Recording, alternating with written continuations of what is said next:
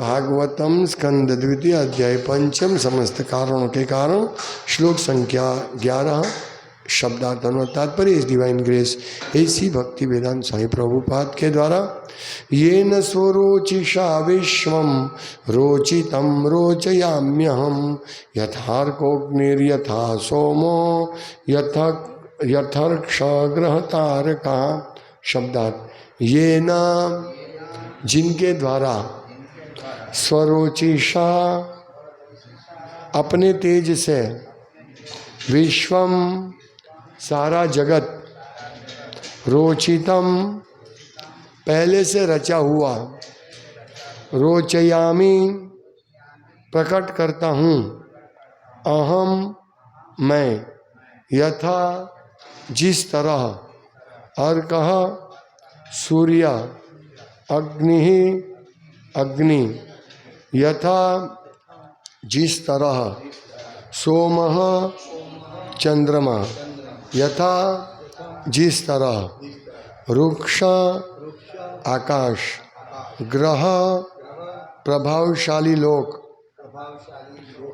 तारका तारे। अनुवाद भगवान द्वारा अपने निजी तेज से की गई सृष्टि के बाद मैं उसी तरह सृजन करता हूँ जिस तरह के सूर्य द्वारा अग्नि प्रकट होने के बाद चंद्रमा आकाश प्रभावशाली ग्रह तथा टिमटिमाते तारे भी अपनी चमक प्रकट करते हैं। तात्पर्य ब्रह्मा जी ने नारद से कहा कि उनका अनुमान कि ब्रह्मा सृष्टि में परम सत्ता नहीं है ठीक ही था। कभी कभी कम बुद्धि वाले मनुष्यों को ऐसी मूर्खतापूर्ण धारणा बनती है कि ब्रह्मा ही सभी कारणों के कारण हैं, लेकिन नारद इस बात को इस ब्रह्मांड के परम प्रमाण ब्रह्मा जी के कथनों से स्पष्ट कर लेना चाहते थे। जिस प्रकार राज्य के सर्वोच्च न्यायालय का निर्णय अंतिम होता है, उसी तरह ब्रह्मांड की सर्वोपरि सत्ता रूप ब्रह्मा जी का निर्णय ज्ञान प्राप्त करने की वैदिक विधि के अनुसार अंतिम था।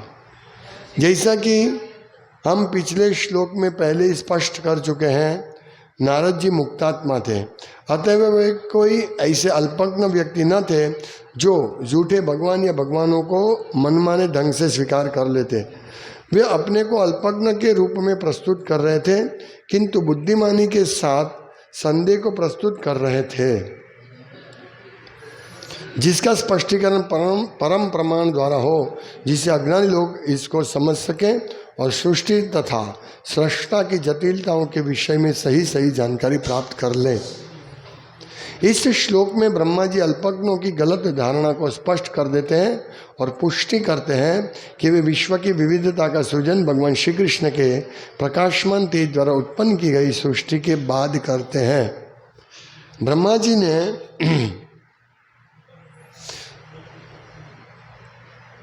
अलग से भी यह बात ब्रह्म संहिता में इस प्रकार कही है, यस्य प्रभा प्रभवतो जगदंड कोटिश्वशेष वसुधादि विभूति भिन्नम तद्ब्रह्म निष्कलमनंतमशेष भूतम गोविंदमादि पुरुषम तमहम भजामि। अनुवाद मैं उन आदि भगवान गोविंद की सेवा करता हूँ जिनका दिव्य शारीरिक तेज जो ब्रह्म ज्योति के नाम से प्रसिद्ध है, जो असीम अगाध तथा सर्वव्यापी है, वे उन असंख्य लोकों आदि की सृष्टि के कारण हैं जिनमें नाना प्रकार की जलवायु तथा जीवन की दशाएं हैं। यही वक्तव्य भगवद गीता 14 अध्याय के 27वें श्लोक पाया जाता है। भगवान कृष्ण ही ब्रह्म ज्योति के आधार है, ब्रह्मणो ही प्रतिष्ठाहम। निरुक्ति अर्थात वैदिक कोश में प्रतिष्ठा शब्द का उल्लेख जो स्थापित करता है के रूप में हुआ है। इस तरह ब्रह्म ज्योति स्वतंत्र या आत्मनिर्भर नहीं है। भगवान कृष्ण ही अंततो गत्वा ब्रह्म ज्योति के स्रष्टा है, जिसे इस श्लोक में स्वरोचिषा या भगवान के दिव्य शरीर का तेज कहा गया है। यह ब्रह्म ज्योति सर्वव्यापी है और इसकी निहित शक्ति से ही सारी सृष्टि संभव होती है।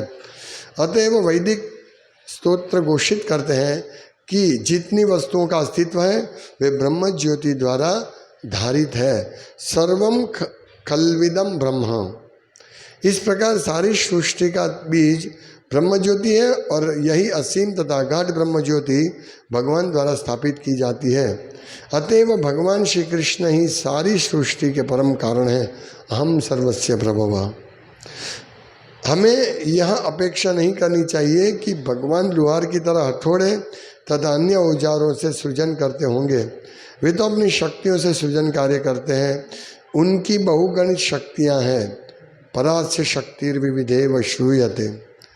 जिस प्रकार एक छोटे से वट बीज में विशाल वट वृक्ष उत्पन्न करने की क्षमता रहती है, उसी प्रकार भगवान अपनी ब्रह्म ज्योति से सभी प्रकार के बीजों को फैलाते हैं और ये बीज ब्रह्मा जैसे व्यक्तियों द्वारा सींचे जाने पर विकसित होते हैं। ब्रह्मा जीवों को उत्पन्न नहीं कर सकते, किंतु वे बीज को वृक्ष के रूप में दिखला सकते हैं।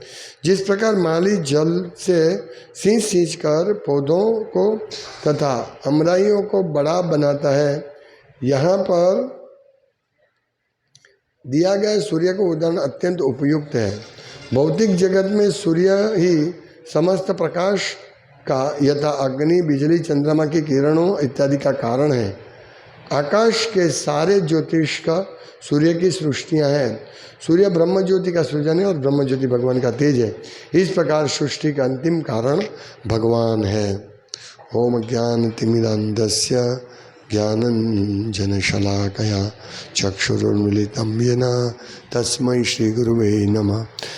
श्री चैतन्य मनोभीष्टं स्थापितं येन भूतले स्वयं रूपकदा मह्यं ददाति स्वपदान्तिकं। वन्देऽहं श्रीगुरु श्रीयुतपदकमलं श्रीगुरुन् वैष्णवांश्च श्रीरूपं साग्रजातं सहगण रघुनाथान्वितं तं सजीवं साद्वैतं सावधूतं परिजनसहितं कृष्ण चैतन्य देवम श्री राधा कृष्ण पादान सहगण ललिता श्री विशाखान्वितं। हे कृष्ण करुणा सिंधो दीनबंधो जगतपते गोपेश गोपिका कांत राधा कांत नमोस्तुते। तप्त कांचन गौरांगी राधे वृंदावनेश्वरी वृषभानुसुते देवी प्रणमामि हरिप्रिय। वाञ्छाकल्पतरुभ्यश्च कृपा सिन्धुभ्येव च पतितानां पावनेभ्यो वैष्णवेभ्यो नमो नमः। श्री कृष्ण चैतन्य प्रभु नित्यानंद श्री अद्वैत गदाधर श्रीवासादि गौर भक्तवृंद। हरे कृष्ण कृष्ण कृष्ण हरे हरे, हरे राम राम राम हरे हरे। हरे कृष्ण। नारद मुनि जो ब्रह्मा जी से कंफर्म करना चाहते थे कि भाई सृष्टि का कौन कारण है, तो यहाँ प्रभुपाद लिखते हैं कि जो अल्पज्ञ लोग हैं, कभी कभी कम बुद्धि वाले मनुष्यों को ऐसी मूर्खता पूर्ण धारणा बनती है कि ब्रह्मा ही सभी कारणों के कारण है। वो सोच लेते, उनको परम सत्य का दर्शन नहीं हो सकता है, भगवान कृष्ण का दर्शन नहीं हो सकता है। इसीलिए नारद मुनि ने सीधे ब्रह्मा जी से पूछ लिया। प्रभुपाद लिखते हैं कि नारद इस बात को इस ब्रह्मांड के परम प्रमाण ब्रह्मा जी के कथनों से स्पष्ट कर लेना चाहते थे। भाई फाइनल अथॉरिटी से ही स्पष्ट कर ले। बहुत सुंदर इधर उदाहरण प्रभुपाद देते हैं कि जैसे सर्वोच्च सुप्रीम कोर्ट है, तो सुप्रीम कोर्ट जो डिसीजन देते हैं उसमें कोई दलील नहीं रहती है। जिस प्रकार राज्य के सर्वोच्च न्यायालय का निर्णय अंतिम होता है, इसी तरह ब्रह्मांड की सर्वोपरि सत्ता रूपी ब्रह्मा जी का निर्णय ज्ञान प्राप्त करने की वैदिक विधि के अनुसार अंतिम था। यानी ब्रह्मा जी क्यों? क्योंकि ब्रह्मा जी को भगवान ने वेद ज्ञान दिया था। तो ब्रह्मा जी पूरे ट्रेन थे, भगवान के द्वारा ट्रेन थे। इसीलिए ब्रह्मा जी और भगवान के बीच में कोई नहीं था। इसीलिए जो ब्रह्मा जी को ट्रेनिंग मिलने के बाद ब्रह्मा जी जो भी डिसीजन देते, निर्णय देते हैं, वो भगवान का संदेश का ही निर्णय होगा, वेदों का मान्य निर्णय होगा। इसीलिए नारद मुनि ने पूरा बुद्धि का उपयोग करके ब्रह्मा जी से ही पूछ लिया। हाँ, जैसा कि हम नारद जी मुक्तात्मा थे, प्रभुपाद कहते हैं, अतएव वे कोई ऐसे अल्पज्ञ व्यक्ति न थे जो झूठे भगवान या भगवानों के मन माने ढंग से स्वीकार कर लेते। यानी भगवान और भगवान के अवतार को परखना है तो हमें मुक्त बनना पड़ेगा। स्पष्ट है, मुक्तात्मा समझ सकता है कि कौन भगवान है और कौन ढोंगी है। तो हम तो मुक्त नहीं है, तो हम कैसे समझ सकते हैं? हम मुक्तात्माओं से मार्गदर्शन प्राप्त करके समझ सकते हैं। जैसे नारद मुनि ने ब्रह्मा जी से पूछा, इसी प्रकार हम भी हमारी गुरु शिष्य परंपरा के आश्रय में रहकर हम इसी भगवान के विषय की सभी ज्ञान पूर्ण रूप से प्राप्त कर सकते हैं। पर मूल क्या है? गुरु शिष्य परंपरा का आश्रय। क्योंकि ये गुरु शिष्य परंपरा बिल्कुल दूषित नहीं है। ब्रह्मा जी को जो ज्ञान भगवान ने दिया वही ज्ञान हमारे तक पहुंचाते हैं हमारे गुरु शिष्य परंपरा के आचार्य। इसमें कोई अदल बदल नहीं हुआ। श्रील प्रभुपाद तक तो कोई अदल बदल नहीं हुआ है। ब्रह्मा जी का ज्ञान जो नारद मुनि जो बता रहे हैं वही पूछ रहे हैं ब्रह्मा जी को, और ब्रह्मा जी नारद जी को जो बता रहे हैं भगवान के बारे में वर्णन, सृष्टि के सर्जन के बारे में वर्णन, सेम ज्ञान हमारे तक आता है। इसीलिए हमें इस गुरु शिष्य परंपरा को समझकर उसका अनुसरण करना पड़ेगा। हमें भी एक लिंक बननी है जो बिना किसी अदल बदल किए इस गुरु शिष्य परंपरा का संदेश को आगे तक पहुंचाए। ये पहले श्लोक से हम समझ सकते हैं, क्योंकि यहाँ लिखते हैं कि बुद्धिमान नारद मुनि ऐसे अपने को अल्पज्ञ के रूप में प्रस्तुत कर रहे हैं कि मैं तो कुछ जानता नहीं हूँ।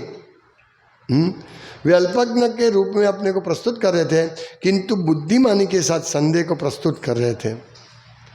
हाँ, बुद्धि थी उनकी, पूरा संदेह प्रस्तुत किया कि ऐसा तो लगता है कि आप शक्तिशाली है, लेकिन आप भी घोर तप में लगे हुए थे। यानी आप किसी को प्रसन्न कर रहे थे, यानी कोई और आपसे ऊपर है, ये संदेह। वो बुद्धिमान के साथ संदेह प्रस्तुत कर रहे थे, जिसका स्पष्टीकरण परम प्रमाण द्वारा हो, जिससे अज्ञानी लोग समझ सके और सृष्टि तथा सृष्टा की जटिलता के विषय में सही सही जानकारी प्राप्त हो। तो ये बात है कि इस ब्रह्मांड की जितनी भी जटिल वस्तुएं हैं, जटिलता विषय बहुत जटिल है। सृष्टि का सर्जन कैसे होता है, जटिल विषय है। हाँ, ऐसा सिंपल विषय नहीं है कि हम लोगों का ऐसे ध्यान करेंगे और हमारे ध्यान में आ जाए कि भगवान ने ऐसे सर्जन किया। जैसे कभी कभी मूर्ख लोग बोलते हैं कि भगवान मुझे स्वप्न में आए और मुझे आदेश दिया और बोला तुम भगवान हो, या ऐसा करो वैसा करो। ऐसे वो लोग मूर्ख लोग ऐसे सपने से मिसगाइड करते लोगों को। नारद मुनि इतने शुद्ध भक्त थे, मुक्तात्मा थे, पर उन्होंने ऐसा नहीं तप नहीं किया कि चलो मैं तप करता हूँ और भगवान से पूछता हूँ। नहीं, उन्होंने ये गुरु शिष्य परंपरा को महत्व प्रदान किया। इसलिए वो बुद्धिमान लिखा है प्रभुपाद ने, ये बुद्धिशाली है। वो सोचेंगे मेरा डाउट क्लियर हो जाएगा, लेकिन मुझे सिर्फ मेरा डाउट क्लियर नहीं करना है। यही तो बुद्धिमान है उनकी। संशय सभी आने वाली सभी पीढ़ियों के लिए, प्रभुपाद लिखते हैं कि उन्होंने ये स्पष्टीकरण परम प्रमाण से हो। क्योंकि जिससे अज्ञानी लोग इसको समझ सके और सृष्टि तथा सृष्टा की जटिलता के विषय में सही सही जानकारी प्राप्त कर ले। हम अज्ञानी है, हाँ, तो हम ज्ञान कहाँ से प्राप्त करें? हमारे पास कोई उपाय नहीं है ज्ञान प्राप्ति का। केवल ये भगवान ने जो संदेश ब्रह्मा जी को दिया, ब्रह्मा जी ने नारद जी को दिया, इस प्रकार जो परंपरा से आता संदेश को हम हमारे गुरु के मार्फत से प्राप्त करेंगे तो ही हम ये सृष्टि की जानकारी प्राप्त कर सकते हैं। नहीं तो हम जानकारी नहीं प्राप्त करेंगे। जैसे एक एग्जाम्पल देता हूँ, ये भागवतम है, प्रभुपाद लिखित ये भागवतम है। प्रभुपाद ने जिसमें टीका की है, उनकी भक्ति वेदांत भावार्थ लिखे है। तो ये भागवतम प्रभुपाद के पहले भी भागवतम था, और प्रभुपाद के समय में भी भागवतम, जैसे गुजरात में एक बहुत महत्वपूर्ण भागवतम, अरे गुजरात में एक प्रसिद्ध है डोंगरे जी महाराज का भागवतम, वो 2 भाग में है प्रस्तुत। तो डोंगरे जी महाराज के भागवतम आज भी कोई कोई पढ़ते, ज़्यादा नहीं पढ़ते, तो बोलते हमारे पास डोंगरे जी महाराज का भागवतम है। लेकिन इस प्रकार से जो परंपरा का जो ज्ञान समझना है उसमें बहुत शॉर्ट में है, उसमें सब कथाओं का वर्णन है, कथा के रूप में वर्णन है।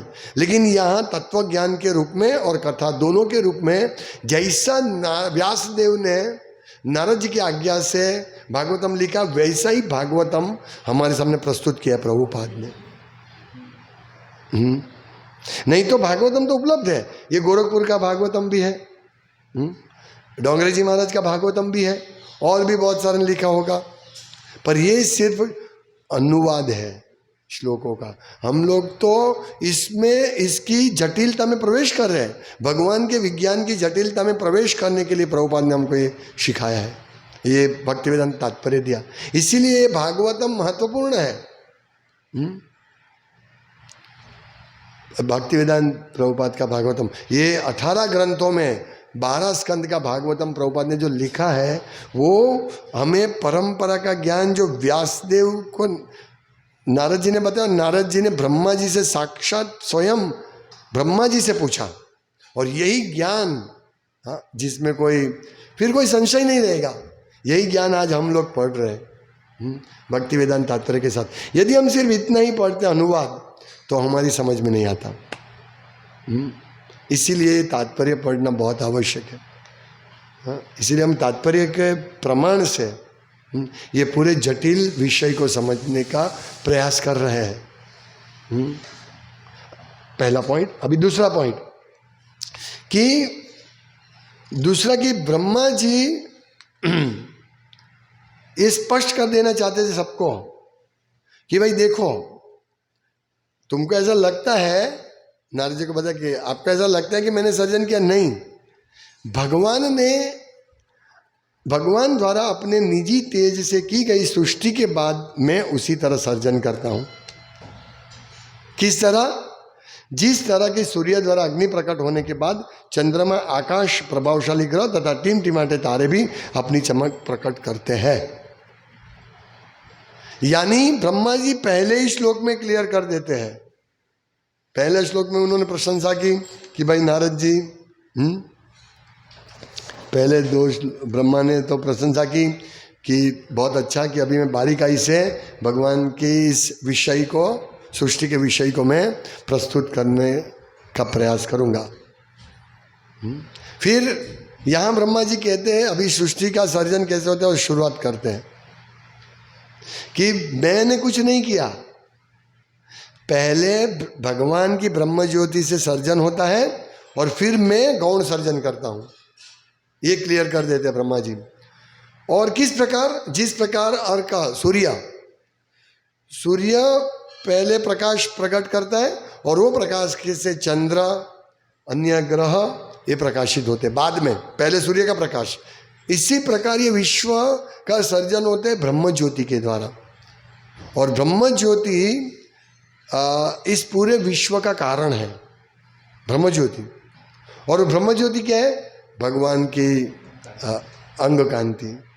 ये प्रभुपाद लिखते हैं कि ब्रह्मा जी स्वयं ये क्लियर करते हैं, यस्य प्रभा प्रभवतो जगदंड कोटि श्वशेषु वत्सुदादि विभूति भिन्नम तद ब्रह्म निष्कलम अनंतम अशेष भूतम गोविंदमादि पुरुषम तमम भजन। यस्य प्रभा, क्या? जिनका दिव्य शारीरिक तेज, यस्य प्रभा यानी तेज, ब्रह्म ज्योति। किसका? यस्य, उनका। यस्य प्रभा प्रभवतो जगदंड कोटि, 80 जगदंड कोटि यानी जगदंड, ये ब्रह्मांड, इसको बोलते जगद अंड। जगदंड कितना, कोटि। तो यस्य प्रभाव, जिनकी प्रभाव से प्रभवतो जगदंड कोटि।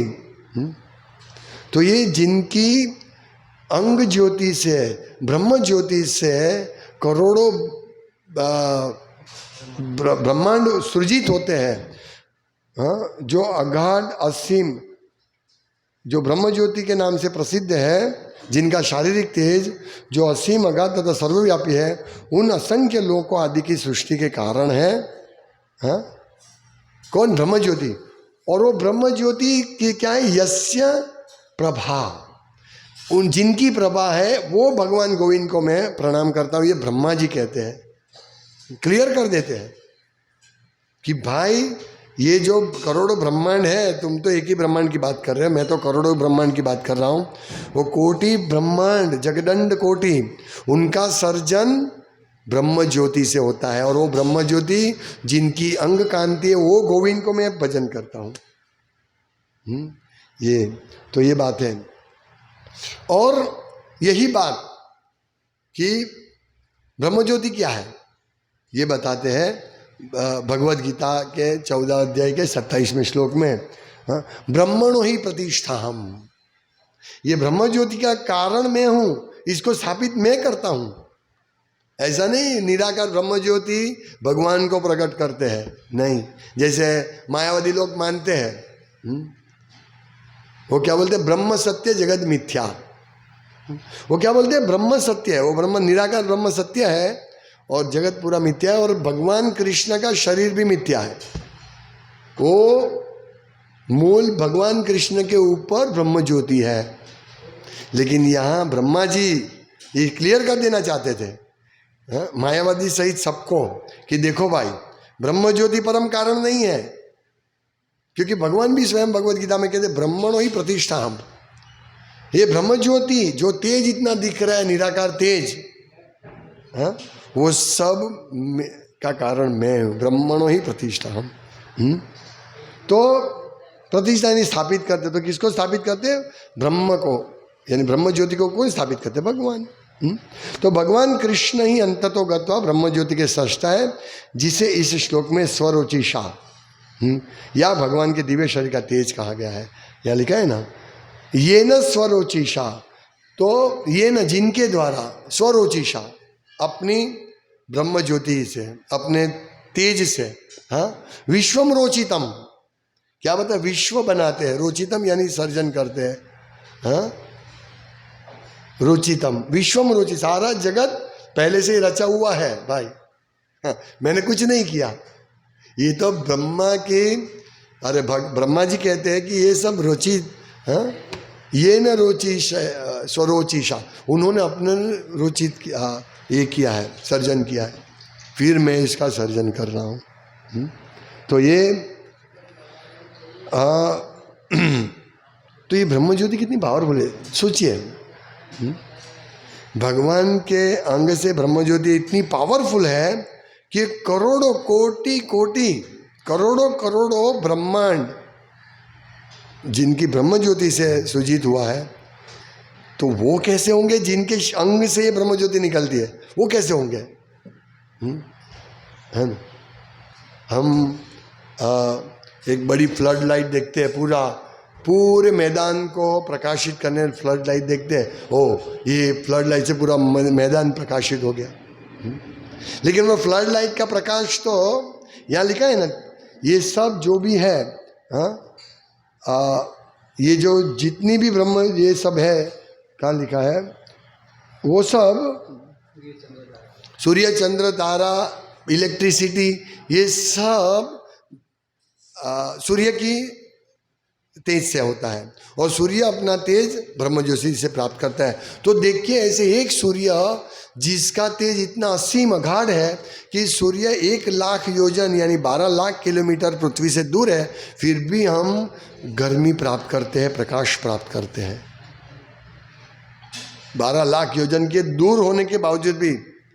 और ये तो एक सूर्य है। अभी सोचिए, जिस ब्रह्मांड में ब्रह्मा जी का मुख हजारों करोड़ों मुख वाले ब्रह्मा जी है, उसमें तो कितना बड़ा ब्रह्मांड होगा और इसमें कितना बड़ा सूर्य चाहिए। ऐसे करोड़ों सूर्य जिनकी ब्रह्म ज्योति से प्रकाश प्राप्त करते हैं, शक्ति प्राप्त करते हैं, वो ब्रह्म ज्योति तो भगवान का शरीर का तेज है। तो ये असीम तथा अगाध ब्रह्म ज्योति भगवान द्वारा स्थापित की जाती है।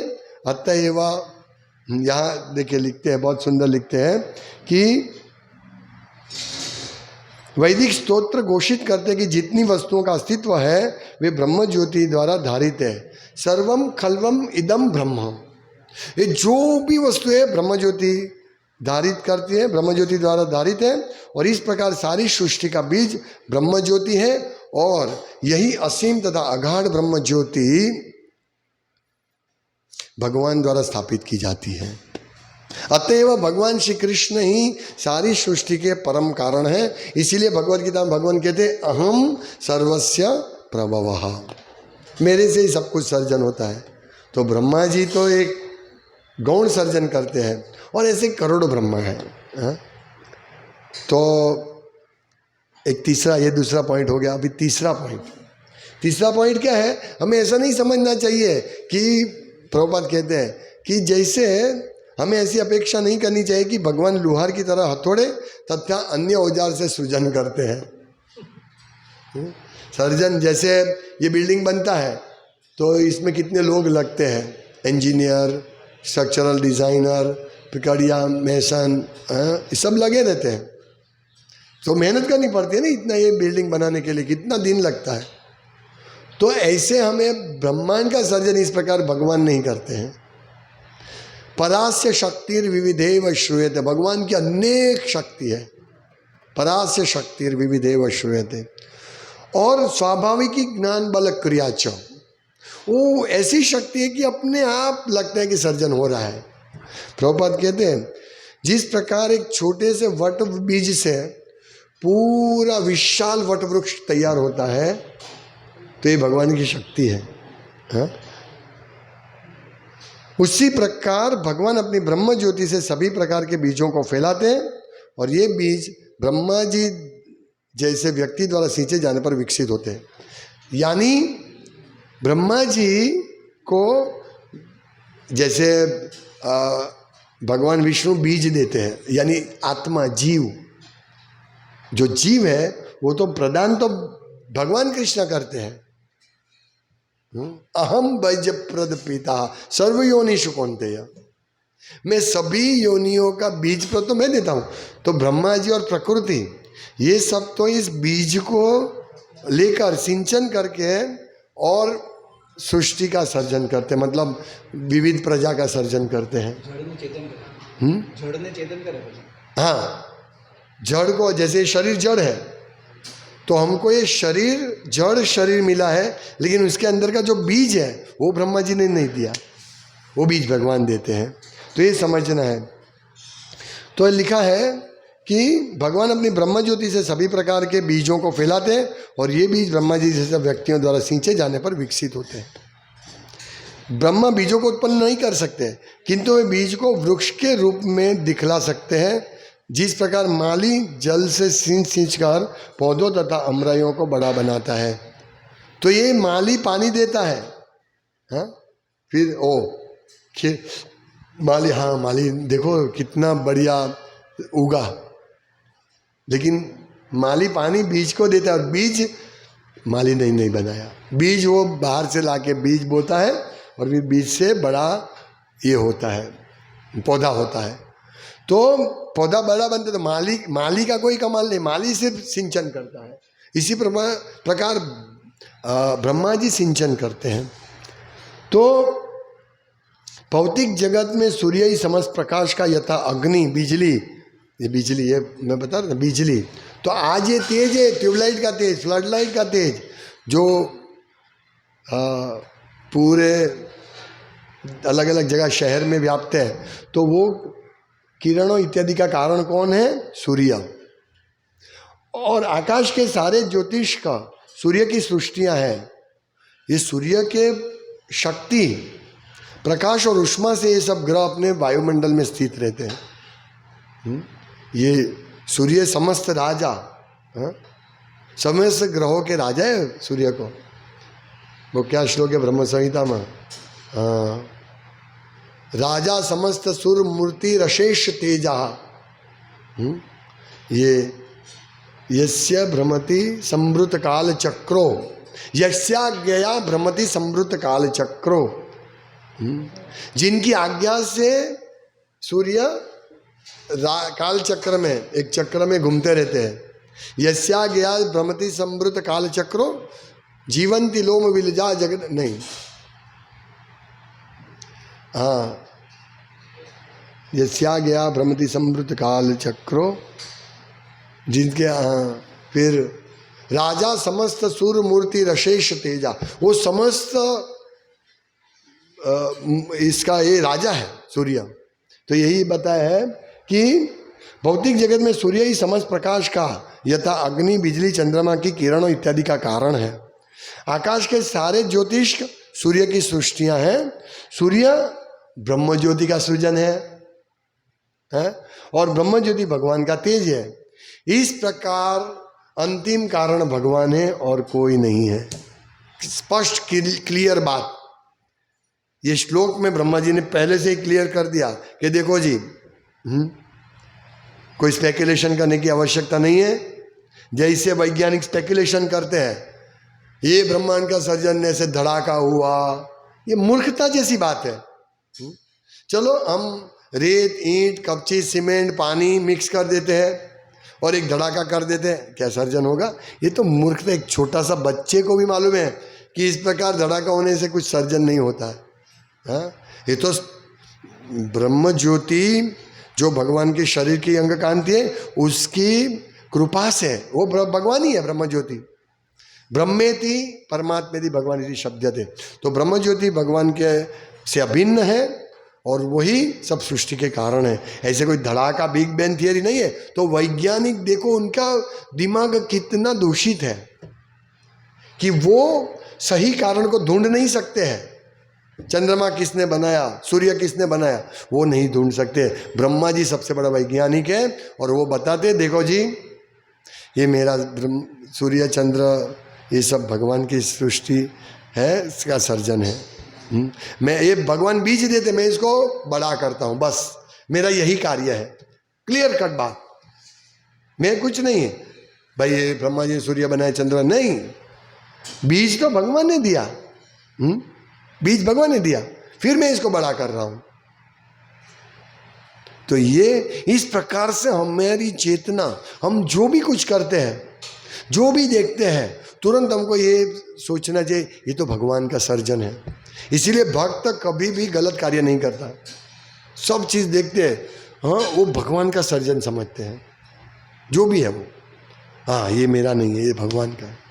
इस प्रकार हमारी चेतना शुद्ध होगी तब जाके हम ये अंडरस्टैंडिंग होगा, ये समझण होगी कि नहीं ब्रह्म ज्योति सबके कारण है और ब्रह्म ज्योति का कारण कृष्ण है। ये समझण होगी तब हमारी शरणागति भगवान कृष्ण के प्रति होगी। जब तक ये समझन नहीं होगी तो हम कृष्ण के पास क्यों जाएंगे? जैसे मायावादी कृष्ण की पूजा नहीं करते, वो ब्रह्म ज्योति की पूजा करते हैं और पंचोपासना करते हैं, क्योंकि उनके पास क्लियर कट नॉलेज नहीं है, शुद्ध ज्ञान नहीं है कि समस्त कारणों के कारण कृष्ण है। इसीलिए वो कृष्ण की पूजा नहीं करते। वो पंचोपासना करते हैं, विष्णु की पूजा करते हैं, फिर दुर्गा देवी की शक्ति की पूजा करते हैं, शिव जी पूजा करते हैं, गणेश की पूजा करते हैं और इंद्र की पूजा करते हैं, सूर्य की पूजा करते हैं। ये 5 पंचोपासना, क्योंकि उसके पास क्लियर कट नहीं है। वो देखते हैं सूर्य देखो कितना शक्तिशाली, उसकी पूजा करनी चाहिए, और विष्णु को वो सामान्य गिनते हैं। वास्तव में सिर्फ विष्णु की ही पूजा करनी चाहिए, बाकी कोई पूजा के ये नहीं है, लायक नहीं है। क्योंकि हम देवता का पूजा इसलिए कर रहे हैं क्योंकि देवता भगवान के प्रतिनिधि है और हमको देवता वरदान देते, इसलिए हम वो वरदान भगवान देते तभी, भगवान सैंक्शन पास करते तभी मिलेगा। ख्याल है? तो इस प्रकार ये जो हम देवता की पूजा जो लोग करते हैं वो वास्तव में अविधि पूर्वक है। इसलिए हम लोगों को सीधा कृष्ण के शरण में चले जाना चाहिए।